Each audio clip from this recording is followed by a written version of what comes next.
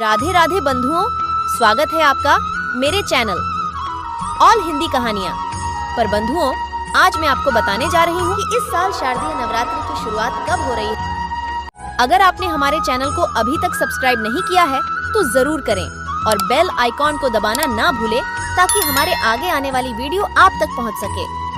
बंधुओं, 9 दिनों में मां दुर्गा के अलग अलग रूपों को अलग अलग पकवानों का भोग लगाया जाता है और घट स्थापना कर विधिवत मां की पूजा की जाती है।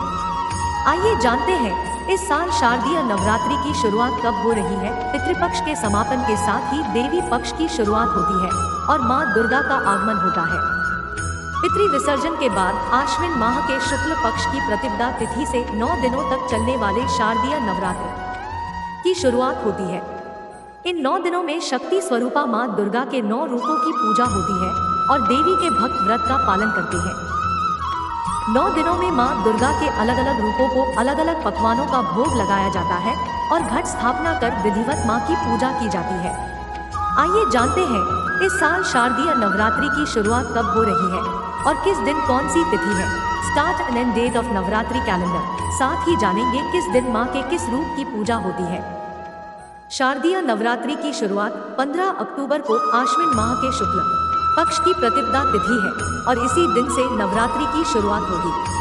15 अक्टूबर को सुबह 11:44 से कलश स्थापना का शुभ मुहूर्त शुरू हो रहा है और इस दिन दोपहर 12:30 तक ये मुहूर्त रहेगा।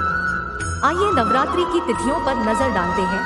15 अक्टूबर घट स्थापना, मां शैलपुत्री की पूजा। 16 अक्टूबर मां ब्रह्मचारिणी की पूजा। 17 अक्टूबर तृतीया तिथि, मां चंद्रघंटा पूजा। 18 अक्टूबर चतुर्थी तिथि, मां कूष्मांडा की पूजा। 19 अक्टूबर पंचमी तिथि, मां स्कंदमाता की पूजा। 20 अक्टूबर षष्ठी तिथि, मां कात्यायनी की पूजा। 21 अक्टूबर सप्तमी, मां कालरात्रि की पूजा। 22 अक्टूबर दुर्गा अष्टमी, मां महागौरी की पूजा। 23 अक्टूबर महानवमी, मां सिद्धिदात्री की पूजा। हवन। 24 अक्टूबर नवरात्रि पारण, विसर्जन और विजयादशमी।